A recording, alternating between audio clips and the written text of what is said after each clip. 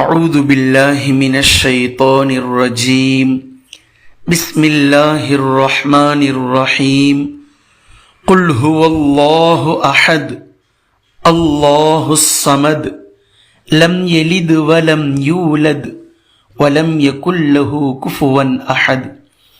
கண்ணியத்திற்குரிய அல்லாஹ்வின் அடியார்களே, இப்போ குர்ஆனுடைய வரிசையில் இந்த சூரா 112வது சூரா, வஹீனுடைய வரிசையில் சூரத்துல் ஃபலக் சூரத்துல் நாஸ் இறங்கியதற்கு பின்னால் இந்த சூரா இறங்குச்சு. இந்த சூரா நபி ஸல்லல்லாஹு அலைஹி வஸல்லம் அவர்கள் மக்காவிலிருந்து மதீனாவிற்கு ஹிஜ்ரத் போவதற்கு முன்னால் இறங்கிய மக்கி சூரா இந்த சூரா. இக்லாஸ் அப்படின்னா கலப்படமற்றது. இப்ப எதை இங்க அல்லாஹ் தஆலா பேசுறான் அப்படின்னா, அல்லாஹ்வை வணங்க வேண்டிய விஷயத்தில், நாம் அல்லாஹுக்கு அடியார்களாக இருக்க வேண்டிய விஷயத்தில் அல்லாஹுக்கு மட்டுமே அடியார்களாக இருப்பதை பற்றி இங்கு பேசப்படுகின்றது. லா இலாஹ இல்லல்லாஹ்க்கு பேரு கலிமத்துல் இக்லாஸ், கலப்படம் இல்லாத கலிமா. லா இலாஹ இல்லல்லாஹ், வணக்கத்திற்குரியவன் அல்லாஹ்வை தவிர வேறு யாரும் இல்லை. இந்த இபாதத்துல அவனுக்கு எந்த கூட்டும் இல்லை, கூட்டு ஆக்கக்கூடாது. ஏன்னா அவன் கூட்டு இல்லாம தான் இருக்கிறான். அப்ப அவன் எப்படி இருக்கிறானோ அதை அப்படியே நாம உள்வாங்கி நம்முடைய அடிமைத்தனத்தை அவனுடைய எஜமானனாக அவன் எப்படி இருக்கிறானோ அதை அப்படியே வெளிப்படுத்துறதுக்கு பேர் இஹ்லாஸ். அதுதான் இந்த சூராவுக்கு பெயராக வைக்கப்பட்டிருக்குது. அப்ப சூரத்துல் இஹ்லாஸ் அப்படின்ற இந்த இஹ்லாஸ் என்ற பெயர் குர்ஆன்ல இல்ல. சரி, இந்த சூரா எப்போ இறங்கப்பட்டது, எப்போ இறங்கியது, அதாவது நாசுக்கு பின்னாடி இறங்கியது, எந்த மாதிரியான நிலையில் இறங்கியது அப்படின்றத ஹதீஸ்ல நம்ம பார்க்கும்போது, நபி ஸல்லல்லாஹு அலைஹி வஸல்லம் அவங்க கிட்ட இணை வைப்பாளர்கள் வந்திருக்கிறாங்க, யூதர்கள் வந்திருக்கிறாங்க, முஸ்லிம் அல்லாத பலரும் வந்திருக்கிறாங்க. உபய் இப்னு கஅப் ரலியல்லாஹு அன்ஹு அவர்கள் இந்த ஹதீஸ் அறிவிக்கிறாங்க. வந்து, நீங்க லா இலாஹ இல்லல்லாஹ்னு சொல்றீங்களே, அல்லாஹ் அல்லாஹ்னு சொல்றீங்களே, அல்லாஹ் ஒருவன் தான் அப்படின்லாம் சொல்றீங்களே, அப்படின்னா எங்களுக்கு உங்களுடைய ரப்புடைய பரம்பரை என்னன்னு சொல்லுங்க, உங்களுடைய அல்லாஹ் எப்படிப்பட்டவன் சொல்லுங்க, உங்களுடைய அல்லாஹ் எதனால் ஆனவன் சொல்லுங்க. இப்படியெல்லாம் மக்கள் நபி ஸல்லல்லாஹு அலைஹி வஸல்லம் அவங்க கிட்ட கேட்டாங்க. அப்ப நபி ஸல்லல்லாஹு அலைஹி வஸல்லம் அவர்கள் மௌனமாக இருக்கும் நேரத்தில் ஜிப்ரீல் அலைஹிஸ்ஸலாம் அவர்கள் நபி ஸல்லல்லாஹு அலைஹி வஸல்லம் அவர்களிடத்தில் வந்துதான், பிஸ்மில்லாஹிர் ரஹ்மானிர் ரஹீம், குல் ஹுவல்லாஹு அஹத் அல்லாஹுஸ் ஸமத் லம் யலித் வலம் யூலத் வலம் யகுல் லஹு குஃபுவன் அஹத் என்ற ரத்தின சுருக்கமான இந்த 4 வசனங்களை இவன்தான் அல்லாஹ் என்று மக்கள் கிட்ட நீங்க பிரகடனம் செய்யுங்கள். உங்ககிட்ட யார் கேள்வி எழுப்புறாங்களோ அவங்க கிட்ட எடுத்து வைங்க அல்லாஹ் யார் என்பதை பற்றி அப்படின்னு சொல்லி இறங்கிய இந்த சூராதான் அப்படின்னு சொல்லி உபய் இப்னு கஅப் ரலியல்லாஹு அன்ஹு அவர்கள் அறிவிக்கக்கூடிய இந்த ஹதீஸ் முஸ்னத் அஹ்மதுல பதிவாக்கப்பட்டிருக்கு. நாளே நாள் சுருக்கமான வேர்டை கொண்டு ஒரு பாமரருக்கு கூட இறைவன் என்றால் யார் அப்படின்றத புரிய வைக்கக்கூடிய அளவுக்கு இந்த சூரா பேசி இருக்கின்றது. சுப்ஹானல்லாஹ், இது அல்லாஹ்வை தவிர வேறு யாராலும் இப்படி கொண்டுட்டு வர முடியாது. இதுக்கு பேர் சொல்வாங்க ஜவாமிஉல் கலீம். ஜவாமிஉல் கலீம் அப்படின்னா பலதரப்பட்ட கருத்துக்களை சுருக்கமான ஒற்றை வார்த்தையில் பேசுவதற்கு பேர் அரபியில் ஜவாமிஉல் கலீம். இந்த சூரா அப்படித்தான் இறங்கி இருக்கிறது. பார்ப்பதற்கு குட்டி குட்டி ஆயத்து, ஆனா ஒவ்வொரு ஆயத்தும் 1,00,000 கருத்துக்களை சுமந்துகிட்டு இருக்கு. ஒரு ஆயத்தும் ஒரு ஆயத்து 4 ஆயத்துகளும் சுருக்கமாக சொல்ல வேண்டுமானால் 4,00,000 கருத்துக்களை அது தாங்கி பிடித்துக் கொண்டு நிற்கின்றது இந்த ஒரு சூரா மட்டும். இப்ப இந்த சூறால முதலாவதாக நாம் புரியவது என்ன அப்படின்னா, இறைவனுக்கான இலக்கணம் இந்த சூறா சொல்கின்றது. 4 ரத்தின கல்லான 4 வசனம் இறைவனுக்கான இலக்கணம் என்ன அப்படின்றது இங்க பேசுகின்றது. இப்ப இந்த இலக்கணம் சொல்லி நான் ஏன் சொல்றேன் அப்படின்னா, இந்த இடத்துல நல்லா புரிஞ்சுக்கணும். இப்ப நம்ம மக்கள் புரிவதற்காக நான் சொல்றேன். இலக்கணம் அப்படின்னு சொல்லி சொன்னாலே மக்கள் எல்லா இலக்கணத்தையும் ஒன்னாக்கி வச்சுக்கிறாங்க. இல்லங்க, 2 இலக்கணங்கள் இருக்கு. ஒரு இலக்கணம் என்னன்னா, நம்ம எல்லாருமே பொதுவா நினைக்கிறோம்ல, இந்த உலகத்துக்கே ஒரே இலக்கணம் தான், ஒரே மாதிரி இலக்கணம். அந்த இலக்கணத்துக்கு என்னென்ன டெஃபினேஷன் இருக்கோ அது எல்லாமே அங்க செல்லுபடியாகும். ஆனால் 2வது ஒரு இலக்கணம் இருக்கிறது. அதுதான் முதன்மையான இலக்கணமும் கூட. அந்த இலக்கணம் எப்படிப்பட்டதுன்னா, உலகத்தினுடைய இலக்கணத்தோடு அதை நம்ம ஒட்டி பார்க்கவே முடியாது. அது வேறு மாதிரியான இலக்கணம். ஆனா அதுதான் இலக்கணம். அப்போ உலகத்தினுடைய இலக்கணத்தை கொண்டுட்டு போய் இறை இலக்கணம் அப்படின்னு சொல்லி இருக்கக்கூடிய அந்த 2வது இலக்கணத்தோட நீங்க அட்டாச் பண்ணி பார்க்கவே முடியாது, பார்க்கவே கூடாது. அப்படி நீங்க பாத்தீங்க அப்படின்னா உங்களுக்கு விடையே கிடைக்காது. அப்போ இறை இலக்கணம் என்பது வேறு. நல்லா கவனிக்கணும். அல்லாஹுக்கான இலக்கணம் என்பது வேறு, இறை இலக்கணம் என்பது வேறு. அந்த இலக்கணத்தோட உலகத்தினுடைய இலக்கணத்தை கொண்டுட்டு போய் நீங்க ஜாயின் பண்ணவே முடியாது. நான் சொல்றது விளங்குதா? ஏன் நான் இப்படி சொல்றேன்னு சொல்றேன்.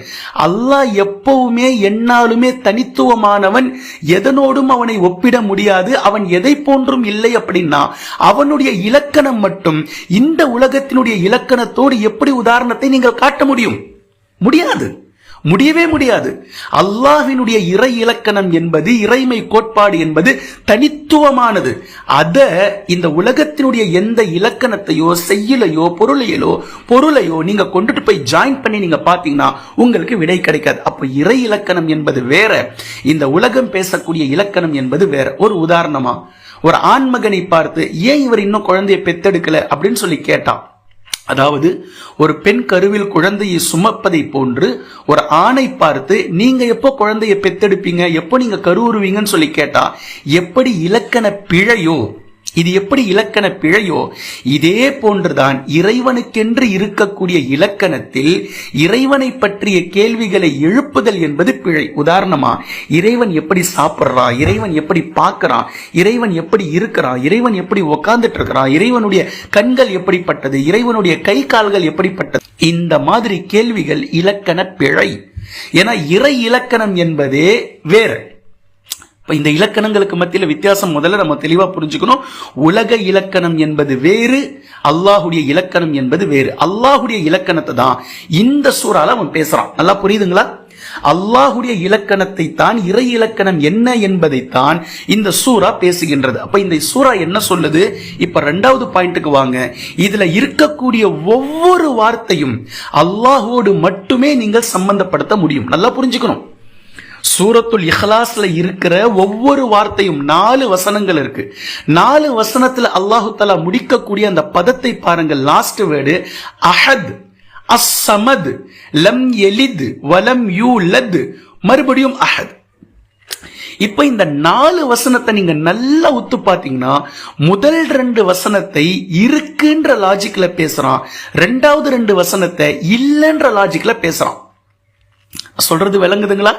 முதல் 2 வசனத்தை ஆணித்தனமா இருக்கு என்று பேசுகின்றான், 2வது 2 வசனங்களை இல்லை என்று மறுத்து பேசுகின்றான். நல்லா கவனிக்கணும். நம்மளுடைய தௌஹீதுடைய கலிமாவும் இப்படித்தான். அந்த கலிமாவை நீங்க நல்லா கவனிங்க. லா இலாஹ இல்லல்லாஹ், இதுல பாதி இல்லை என்று மறுப்பதும் மீதி பாதி இருக்கு என்று ஆணித்தரமாக ரொம்ப ஃபோர்ஸா சொல்வதும் இந்த கலிமாவினுடைய மகிமை. லா இலாஹ, கடவுள் இல்லை.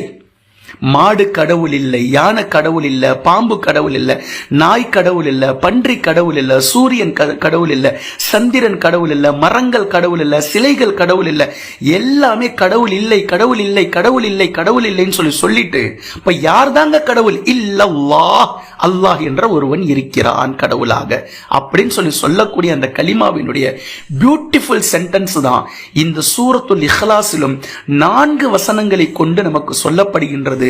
முதல் 2 வசனங்கள் அப்படியே ஆப்போசிட்டாக இருக்குது அப்படின்ற தன்மையோடும், 2வது 2 வசனங்கள் இல்லை என்ற தன்மையோடும் இருக்குது. அதாவது இறைவன் கிட்ட எந்த தன்மை இருக்குதோ அந்த முதல் 2 வசனங்கள், இறைவனோட எந்த தன்மையோட நம்ம ஜாயின் பண்ணவே முடியாதோ, எந்த தன்மை இறைவன் கிட்ட இல்லையோ அது இல்லைன்றதை கொண்டும் அடுத்த 2 வசனங்கள் பேசக்கூடிய அந்த அழகை நம்மால் இந்த சூறாவில் பெற்றுக்கொள்ள முடியும்.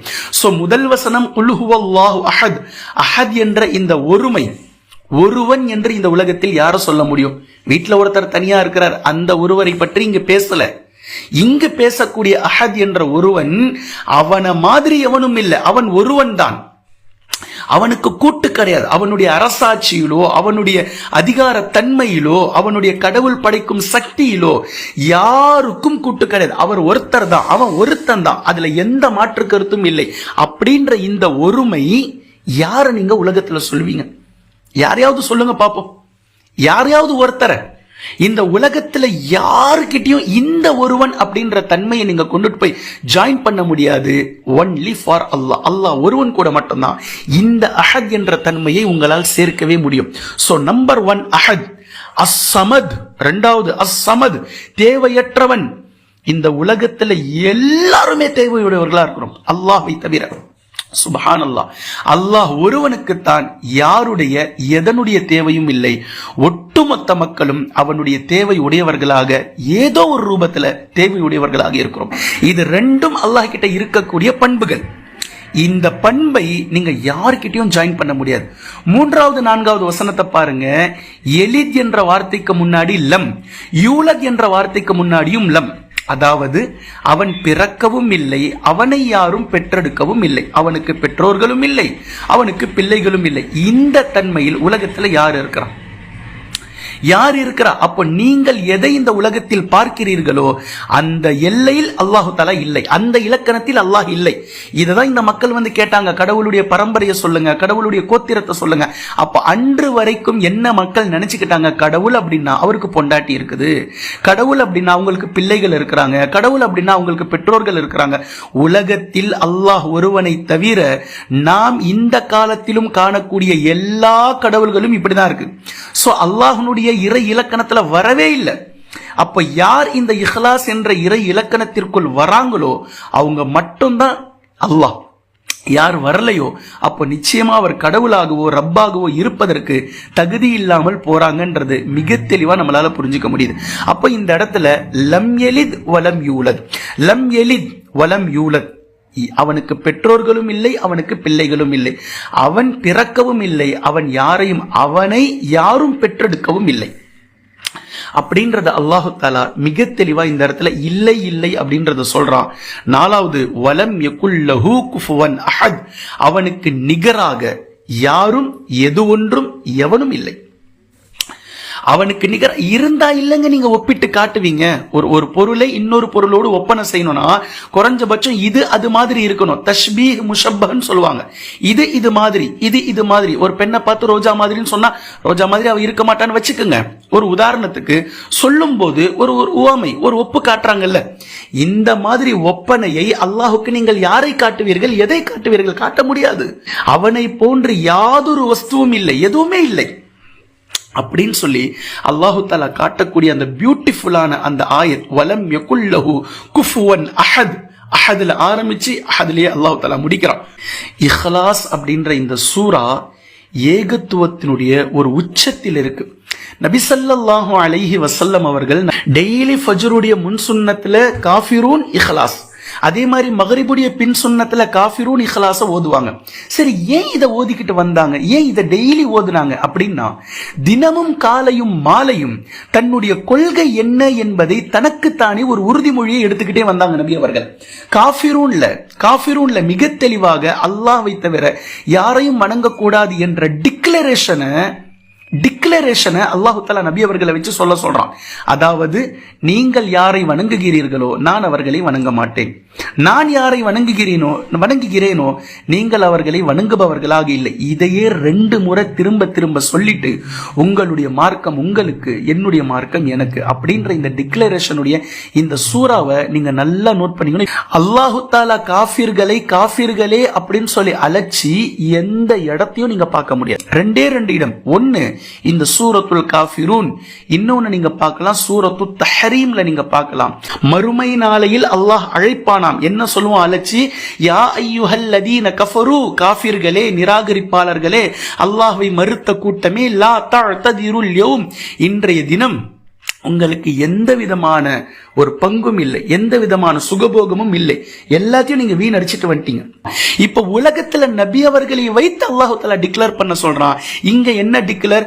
என்னவெல்லாம் அந்த மக்களுக்கு சொல்லணுமோ அவ்வளவும் சொல்லியாச்சு, அவ்வளவும் புரிய வச்சாச்சு, மக்களுக்கு விளங்கல. இந்த நேரத்துல ஒரு டிக்ளரேஷன் அல்லாஹ் தஆலா கொடுக்க சொல்றான். குல் யா அய்யுஹல் காஃபிரூன், காஃபிர்களே, லா அஅ்புது மா தஅ்புதூன் வலா அன்தும் ஆபிதூன மா அஅ்புது. இதையே 2 முறை திரும்ப திரும்ப சொல்ல வச்சுட்டு உங்களுடைய மார்க்கம் உங்களுக்கு, என்னுடைய மார்க்கம் எனக்கு அப்படின்ற இந்த டிக்ளரேஷனை அல்லாஹ் தஆலா செய்ய சொல்கின்றான். இப்போ ஃபர்ஸ்ட் ரக்காத்துல இந்த சூறாவும், அதாவது தனக்கும் தன்னை சுற்றி இருப்பவர்களுக்கும் கொள்கை விஷயத்துல எவ்வளவு பிடிப்பு இருக்கணும்ன்ற இந்த தனித்துவத்தை அல்லாஹ் தஆலா நபி ஸல்லல்லாஹு அலைஹி வஸல்லம் அவர்களுக்கு கற்றுக் கொடுத்ததை தினம் தினம் ஒரு நாளினுடைய முதல் துவக்கமான இந்த ஃபஜ்ருடைய சுன்னத்தில் நபி ஸல்லல்லாஹு அலைஹி வஸல்லம் அவர்கள் ஓதி அதை தனக்கு நினைவூட்டி கொண்டார்கள். 2வது ரக்காத்துல சூரத்துல் இஹ்லாஸ் குல் ஹுவல்லாஹு அஹத். நாம எந்த கொள்கையில இருக்கிறோன்றத நமக்கு நாமே தெளிவா நம்ம புரிய வச்சுக்கிட்டோம். முதல்ல சூரத்துல் இக்லாஸ், இதுதான் இஸ்லாத்தினுடைய அடிப்படையான சூரா. இந்த அடிப்படையில் தான் அல்லாஹ் இருக்கிறான். இந்த அடிப்படையில் அவனை நீங்கள் ஏற்க வேண்டும், அவனை நீங்கள் நம்ப வேண்டும், அவனை நீங்கள் மறுக்க கூடாது. அவன் எப்படிப்பட்டவன் அப்படின்ற தன்மையோடு நீங்கள் புரிந்து கொண்டால் பாவம் செய்வதிலிருந்து நீங்கள் விலகலாம். காலை மாலை காலை மாலை காஃபிரூன் சூறாவையும் இக்லாஸ் சூறாவையும் தனக்கான தீன் என்ன, தனக்கான மார்க்கம் என்ன, இஸ்லாம் என்ன அப்படின்ற இந்த ஓரிரைமை கோட்பாட்டை தினந்தோறும் காலையும் மாலையும் தனக்கு நினைவுறுத்திக்கிட்டே வந்தாங்க. இதன் பேஸ்ல தான் நம்ம இருக்கணும். இதுதான் ட்ராக், தண்டவாளம், ட்ரெயின் போற தண்டவாளம். இந்த பக்கம் இருக்கிற பட்டி சூரத்துல் காஃபிரூன், இந்த பக்கம் இருக்கிற பட்டி சூரத்துல் இக்லாஸ். அதன் மீது தான் நபி ஸல்லல்லாஹு அலைஹி வஸல்லம் அவர்கள் பயணம் பண்ணிக்கிட்டே போனாங்க. கடைசியா 22வது வருஷம் தான் நபியாக அனுப்பப்பட்டு 22வது வருஷம் ஹஜ்ஜத்துல் விதா சஹாபாக்களை அழைச்சிக்கிட்டு கிட்டத்தட்ட 1.5 லட்சம் சஹாபாக்களை அழைச்சிக்கிட்டு நபி ஸல்லல்லாஹு அலைஹி வஸல்லம் அவர்கள் ஹஜ்ஜுக்காக போனாங்க. போகும்போது என்ன சொன்னாங்க?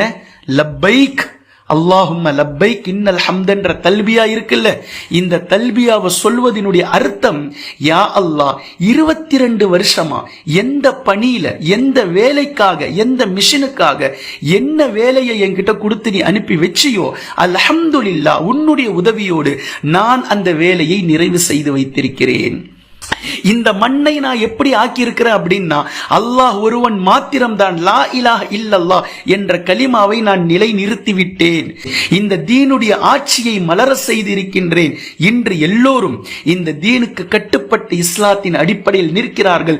இப்போ நான் விடை பெறக்கூடிய நேரம் வந்துடுச்சு. எனக்கு பின்னாடி யார் வருவார்களோ இன்ஷா அல்லாஹ் இதே கொள்கையை எடுத்துக்கொண்டு அவர்கள் அமீர்களாக இருப்பார்கள். இதை நபி ஸல்லல்லாஹு அலைஹி வஸல்லம் அவர்கள் இப்ப நான் சொன்ன இந்த கருத்தை தான் தல்பியாவின் வழியாக சொல்றாங்க. யா அல்லாஹ் உனக்கே புகழ் அனைத்தும், லா ஷரீக லக், இணை கிடையாது, உனக்கு கூட்டு கிடையாது. இந்த லாத்து மனாத்து உஸ்ஸா யகூஸ் யஊக் நஸ்ர் உத்தா எத்தனை கடவுள்களை இவர்கள் சிலைகளாக வைத்திருந்தார்களோ ஒட்டுமொத்தத்தையும் துடைத்து எறிந்து லா இலாஹ இல்லல்லாஹ் என்ற கோட்பாட்டில் கொண்டுட்டு வந்து நான் நிப்பாட்டிட்டேன் இந்த மக்களை. இன்ஷா அல்லாஹ் இப்போது நான் உன்னிடத்தில் விடை பெறுவதற்காக வந்திருக்கிறேன் அப்படின்னு சொல்லி சொன்ன அந்த ஹஜ்ஜத்துல் விதாவினுடைய தல்பியாவை தான் இன்னைக்கு நாம அதனுடைய பொருள் புரியாம சடங்கின் அடிப்படையில சொல்லிக்கிட்டு உட்கார்ந்துட்டு இருக்கோம். நபி ஸல்லல்லாஹு அலைஹி வஸல்லம் அங்க போய் தல்பியாவை சொல்லி தவாஃப செஞ்சிட்டு மகாமே இப்ராஹிம்ல வந்து 2 ரக்காத்த தொழுதாங்களே, அந்த 2 ரக்காத்திலும் முதல் ரக்காத்துல சூரத்துல் காஃபிரூன், 2வது ரக்காத்துல சூரத்துல் இக்லாஸ் நபி ஸல்லல்லாஹு அலைஹி வஸல்லம் அவர்கள் ஓதுனாங்க. இப்ப புரியுதா விஷயம்? 22 வருஷமா எப்போ இந்த சூரா இறங்குச்சோ டெய்லி காலையிலும் மாலையிலும் இதுதான் என்னுடைய கொள்கை, இதுதான் என்னுடைய கோட்பாடு, இதுதான் என்னுடைய அடித்தளம் சொல்லிட்டு தினம் தினம் 2 வேளைகள் இதை கொண்டு நினைவுறுத்திக்கிட்டே வந்தாங்க. மகாமே இப்ராஹிம்ல போய் நின்றுக்கிட்டு யா அல்லாஹ் எது எனக்கு கொள்கையாக கொடுக்கப்பட்டதோ அந்த கொள்கையையும் கோட்பாட்டையும் அந்த தீனையும் லா இலாஹ இல்லல்லாஹ் என்ற டிராக்கின் மீது மிக தெளிவாக நான் கொண்டு வந்து முடித்து விட்டேன் அப்படின்றது சாட்சியை மகாமே இப்ராஹிம்ல மீண்டும் சூரத்துல் காஃபிரூன் முதல் ரக்காத்துல சூரத்துல் இக்லாஸ் 2வது ரக்காத்துல சொல்லி அந்த தொழுகையை நிறைவு செய்ததை ஹஜ்ஜத்துல் விதாவிலே நம்மால் பார்க்க முடிகின்றது. எனவே கண்ணியத்திற்குரிய அல்லாஹ்வின் அடியார்களே, சூரத்துல் இக்லாஸ் அப்படின்றது சாதாரணமான ஒரு சூரா அல்ல. நபி ஸல்லல்லாஹு அலைஹி வஸல்லம் அவர்களுடைய 23 ஆண்டு காலத்தினுடைய கொள்கையை தூக்கி பிடித்த ஒரு சூரா. நல்லா விளங்கணும் இத. அது மட்டும் இல்லாமல் குர்ஆனில் 2 இடங்கள் இப்படி இருக்கின்றது, முழுக்க முழுக்க அல்லாஹ்வை பற்றி பேசக்கூடிய 2 இடங்கள். ஒன்று ஆயத்துல் குர்சி, இன்னொன்று சூரத்துன் நூர்ல அல்லாஹு நூரு ஸமாவாதி வல் அர்த் அப்படின்ற வசனத்தை நீங்கள் பார்க்கலாம். 3வது இடம்தான் இந்த சூரத்துல் இக்லாஸ். முழுக்க முழுக்க அல்லாஹ்வை பற்றியும் அல்லாஹ்வினுடைய தன்மையை பற்றியும், அல்லாஹ் யார், எப்படிப்பட்டவன், அல்லாஹ்வை எப்படி விளங்கணும் அப்படின்ற தௌஹீதே ருபூபியா, தௌஹீதே உலூஹியா, தௌஹீதே அஸ்மா சிஃபத், இந்த ஒட்டு மொத்தத்தையும் இந்த 3 இடங்கள் கலப்படம் இல்லாமல் நமக்கு புரிய வைக்கின்றது. எனவே இந்த சூறாவில் அல்லாஹு தஆலா என்ன நமக்கு புரிய வைக்கிறானோ அதை முழுமையாக விளங்கக்கூடிய நல்லடியார்களாக நாம் மாற வேண்டும். இந்த சூறாவினுடைய அர்த்தத்தையும் இந்த சூறா சொல்லக்கூடிய மதிநுட்பமான இன்னும் சில விஷயங்களை சமத் என்றால் என்ன என்பதையும் இன்ஷா அல்லாஹ் அடுத்த ஆடியோல நம்ம பார்க்கலாம். குர்ஆனையும் ஹதீஸையும் தெளிவாக விளங்கக்கூடிய நன்மக்களாகவும் அதை நடைமுறைப்படுத்தக்கூடிய மக்களாகவும் அல்லாஹ் நம்மை ஆக்குவானாக. சுப்ஹானக்கல்லாஹும்ம பிஹம்திக அஷ்ஹது அல்லா இலாஹ இல்லா அன்த அஸ்தக்ஃபிருக வ அத்தூபு